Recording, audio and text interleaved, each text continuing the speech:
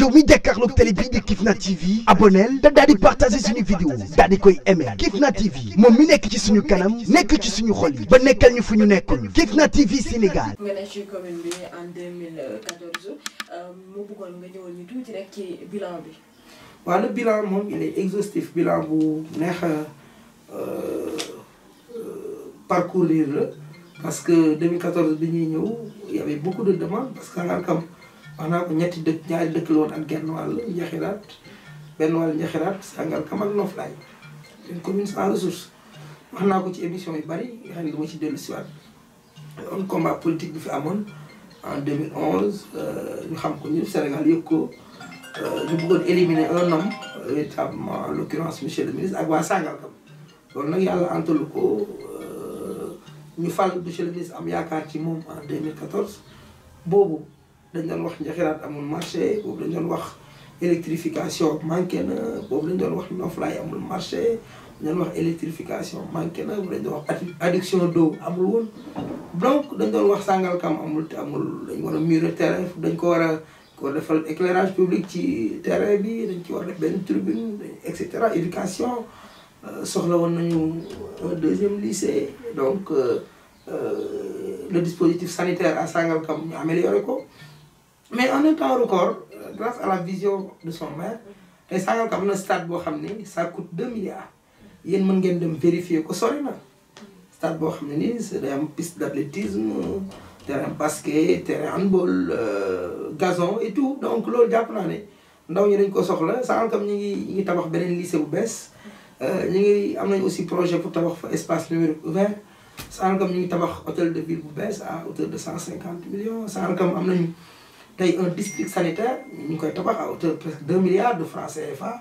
Sangalkam tey le maire de Sangalkam s'est battu pour que le 849R nekkoon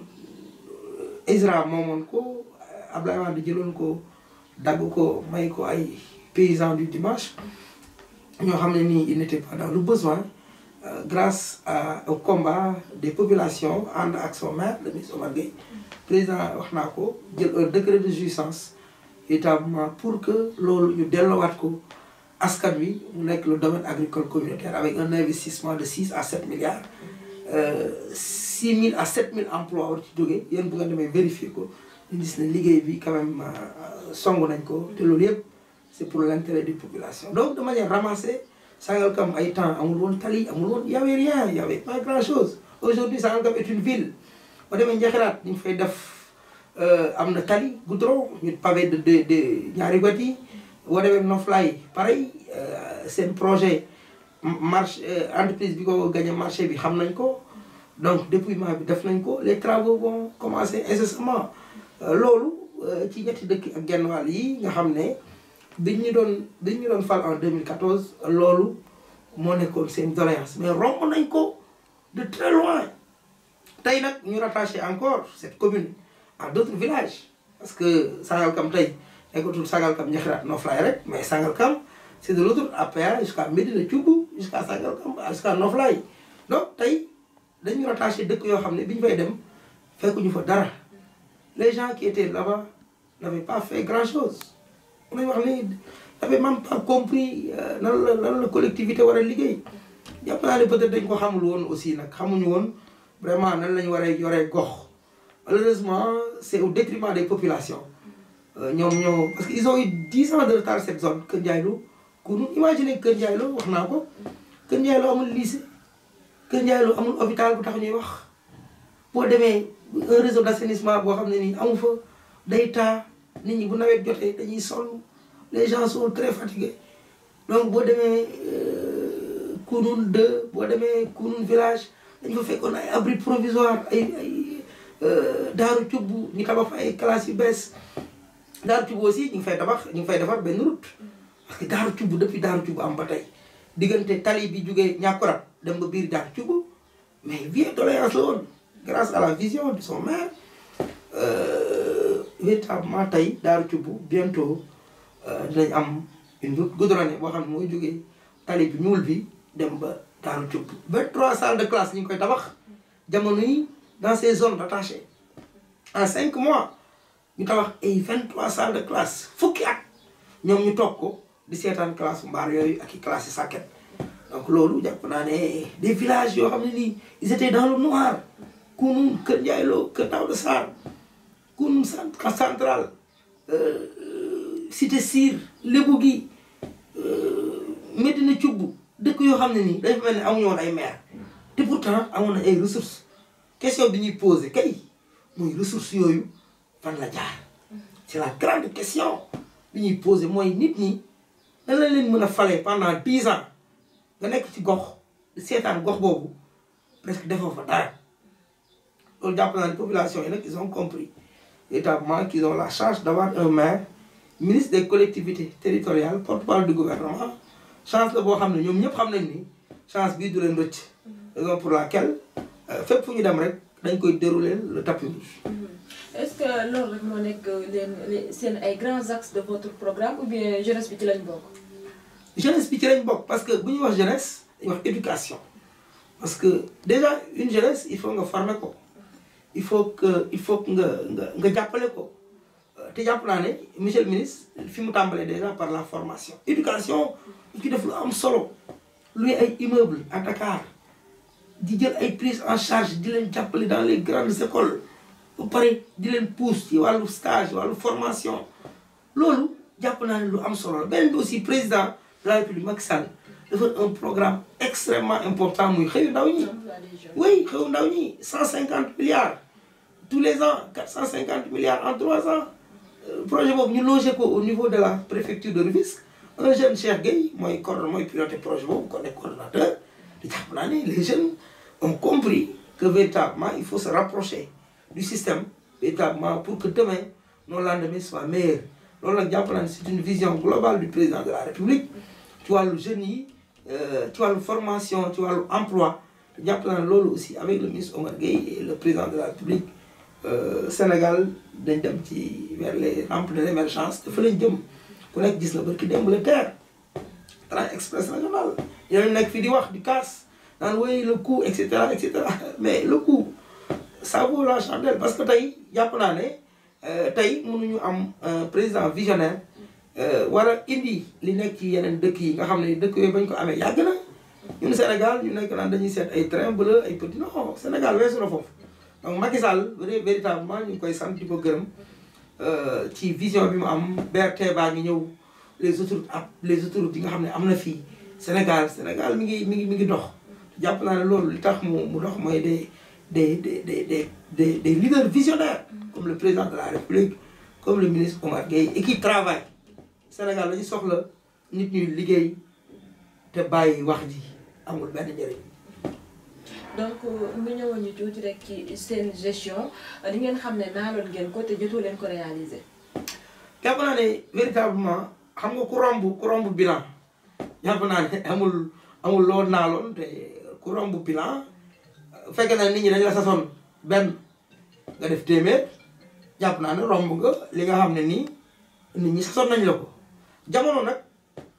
nit mënul def mukk lépp mat sëkk loolu amul fenn ci àdduna bi nit ñi da ngay def li nga mën def ba sa doole yem après keneen xëy na bu ñëwee tam continuer la vie c'est comme ça parce que àdduna tamit noonu la donc tey jàpp naa ne tey liñ fi def dana jafe ëllëg nit def fi lu fi toll ci temps bu toll nii parce que dayo yi ñoo tolluwul gis-gis bi moo tolluwul tey boo ñëwee Sangalkam mën nga réer am na koo xam ne nii y a de cela 10 ans boo ko indi woon Sangalkam am na koo xam ne dafa voyagé woon yàggul dama ko nettali jóge à l'étranger il s'est perdu hein il est retourné jusqu'à Rufisque pour ñu jël si ko pour mu ñëw Sangalkam parce qu'il n'arrivait pas à se retrouver à l'intérieur de Sangalkam. Sangalkam est devenu maintenant une ville grâce à la vision du ministre Omar Gueye jàpp naa ne d'ici quelques années comme ni ñuy wax ville de Dakar di ko wax ville de Sangalkam di ko wax ville de Guédiawaye Sangalkam fa la jëm parce que à la tête de cette collectivité il y a un grand homme en l'occurrence monsieur le ministre Omar Gueye. ñu dëkkmal bisub le 23 janvier nga xam ne ci la ñuy def élection locale yi fu ngeen toll ci campagne bi. waaw campagne bi moom monsieur le ministre xam nga fii moom amuñu adversaire fii à la commune il y a pas d'adversaire il y a que des gens qui circulent par-ci par-là qui essaient de donner des miettes par-ci par-là pour avoir quelques voix. Mais on ne peut pas avoir un ministre des collectivités territoriales, porte-parole du gouvernement, maire par excellence, def lim fi def ci réew mi naan fii dañuy xëjoo ak kenn fii parce que vraiment il y a pas d'adversaire ici. am ngeen confiance. non amuñu adversaire xam nga koy booy dem ci làmb ji di bëre diggante xam nga ba tey dafa mel ne Balla Gaye doon bëre ak Yawou Dial xam nga boobu du combat c'est ça c'est la réalité. Ici inchallah il y aura pas de combat, il y aura rien du tout. Bon, ce sera comme lettre à la poste. Inchallah Rabbi, le ministre sera reconduit à la tête de cette collectivité et pour le bonheur des populations. Parce que la population, et ce matin, il a reçu des gens devant moi, des gens qui sont organisés. Des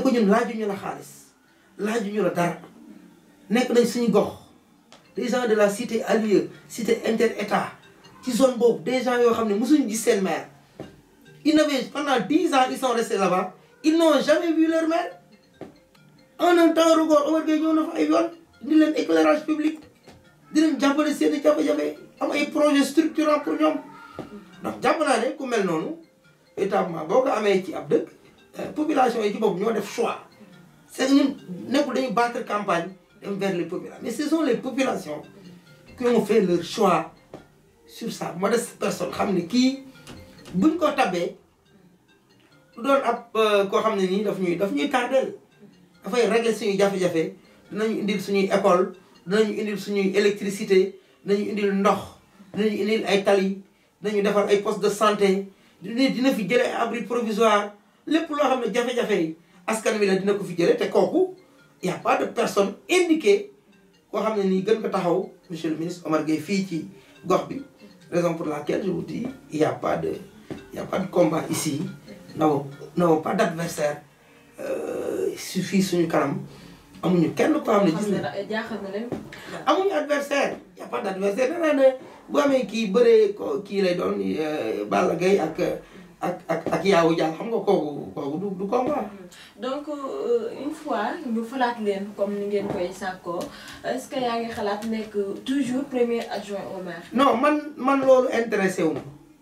Moi je ne suis jamais intéressé par des postes de responsabilité parce que nekk naa premier adjoint au maire jour bi ma koy nekk laa ko xam. Donc moi je ne suis pas dans des combinaisons de premier adjoint au maire. Le destin des gens il est déjà tracé. Nit ki li mu war a doon yàlla moo ko koy def. Mon seul objectif moi c'est que Omar Gueye soit réélu. C'est ça qui est important pour moi. Il n'y a pas de plan A, plan B, ni non amul. Ben objectif la ñu am mooy falaat le ministre Omar Gueye maire de Sangalkam. bi may tab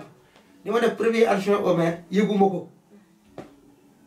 kooku désolé dara depuis 2014 bi ma teg moo jox fauteuil ma toogal ko fa loolu confiance mënu ko weesu. Donc loolu nga xam ne moo amoon démb ak bërki démb loolu prérogative am la moom prérogative bu tànn xool ku ko doy ak ñu war a àndal loolu responsabilité am la te loolu dañ ko koy bàyyi ba mu mat sëkk. Moi mon objectif c'est qu'il soit réélu à la tête de cette collectivité territoriale. Est-ce que mën nga ñu joxaat les grands axes de votre nouveau programme une fois réélu? waaw suñu benn programme la ñu am mooy liggéey suñu programme ça se résume en un seul mot liggéey. liggéey mooy liggéey ci lan liggéey mooy fa amul tali nga indi ko fa amul courant nga indi ko fa amul ndox nga indi ko fa ut ay infrastructures sanitaires ut des dispositifs pour jàppale askan wi à travers les financements les formations parce que collectivité territoriale démembrement état la te looy mënti wax loo def lu dul loolu vous perdez votre temps. Raison pour laquelle ñun suñu programme du nekk fi di jaay nit ñi gént non déedéet nit ñi naan pour voter leen ñu pour nangam déedéet ñun li ñuy def tàmbali nañ ko parce que tàmbali nañu en 5 mois fu la demoon ñu leeral ko en 5 mois fu amuloon fu ñu fekkoon ay classe mbaar ñu dindi ko en 5 mois le ministre Omar Gueye toppatoo na 26 kilomètres de route goudronnée mu war a jaar Kounoune dem cité enseignant dem Sédima ba wër centrale bi alors que les gens étaient là en 10 mois di bàyyi ay classe mbaar yoo xam ne 6 millions moo koy defar 7 millions kii ñëw en un temps record li jënti ay milliards di defaral askan wi. donc jàpp naa ne continuité boobu nga xam ne tàmbali nañ ko ñii yor ab gox 84 mois voire même 80 et quelques mois gox bi demul fenn ñun ñu dénk ko moom ñu dénk ko gox bi ci juróomi weer mu yóbbu ko foo xam ne nii ñoom yor nañ ko fukki at te jegewuñ ko kooku yaakaar naa boo ko falaatee ren ba déwén askan wi kat yaakaar naa ne xam nga dañuy fecc xaw ma lu ñuy def gannaaw dañuy tànn béer boobaa. sànq ñëwaloon nga ñu ci côté découpage bi duñu ci jaaraat donc problème foncier naka la demee fii ci commune bi. problème foncier au Sénégal ñun ñëpp xam nañ ko mais à Sangalkam je touche du bois nous sommes à l'intérieur des textes bu ñu la dénkee collectivité territoriale yow li nga war def mooy toutes les procédures nga respecté ko et je pense que fii suñu gox au niveau de Sangalkam déggu leen fi benn problème foncier boo xam ne nii tey mën nañ ne nii la demee wala amul y a pas de problème foncier dans notre collectivité territoriale parce que nous avons un maire pointu qui est à l'intérieur des textes qui est le ministre des collectivités territoriales nga xam ne tey moom mooy surveiller la gestion des collectivités territoriales du Sénégal kooku il peut pas se permettre quand même d'avoir des légèretés dans sa gestion administrative et financière raison pour laquelle à notre niveau sur ce plan-là nous sommes tranquilles amul kenn koo xam ne mën nga ñëw reprocher ñu un seul iota dans l'approche et dans la gestion sur tous les plans. monsieur le maire lan nga bëgg yokk wala bon point nga ci bëgg ajouter bi nga xam ne laa nañu ko. man li may wax rek mooy ñaan Sénégal dolli jàmm élection yi ñun bi ñu ko commencé ba léegi vraiment amul benn problème boo am dans notre commune y a aucun problème les gens rentrent sortent comme ils veulent le mot d'ordre bi nga xam ne mooy moom la maire bi joxe mooy jàmm ak salaam ci dëkk bi waaw borom càq la ñun duñu xuloo ak ay borom baatu naan du dëgg raison pour laquelle également li ñuy wax ñëpp rek mooy jàmm ji nga xam ne moo am yàlla na sax te jàmm moom ñëpp a koy dox ñuy ñaan ñëpp rek ñu continuer ci loolu ba le soir du 23 déjà à 17h. Ban message ngay lancé à la jeunesse. À la jeunesse ils ont un candidat le bon candidat l'unique candidat le seul candidat c'est Oumar Gueye. Au niveau national. Au niveau national jeunes yi li ñu leen di wax rek mooy tey nous avons un président visionnaire un président en l'occurrence Macky Sall qui est là pour l'émergence du Sénégal en 2035 dañ ko topp dañu bàyyi nañu moytu jaaykatu gént yi sont des gens qui n'ont aucune vision ça je vous le dis donc tey si on a quelqu'un qui a une vision éclairée te fu mu teg tànkam ba pare bu commencé opposant yi naan nangam bu tegee tànkam ba pare comme terre bi ñëpp naan gongo kooku boo ko toppee fa mu la jëmee véritablement da nga xam ne fu baax la jàpp naa ne li may wax la jeunesse de notre pays c'est qu'on soit unis autour de l'essentiel qu'on cultive la paix et que bu ñu amee ay njiit yoo xam ne mat na njiit en l'occurrence le président de la République Macky Sall jël Sénégal di ko teg ci yoon nañ ànd ak moom ci liggéey bi te loolu mooy jëmale Sénégal kanam. Merci beaucoup. En l'occurrence le président de la République Macky Sall jël Sénégal di ko teg ci yoon nañ ànd ak moom ci liggéey bi te loolu mooy jëmale Sénégal kanam. Merci beaucoup.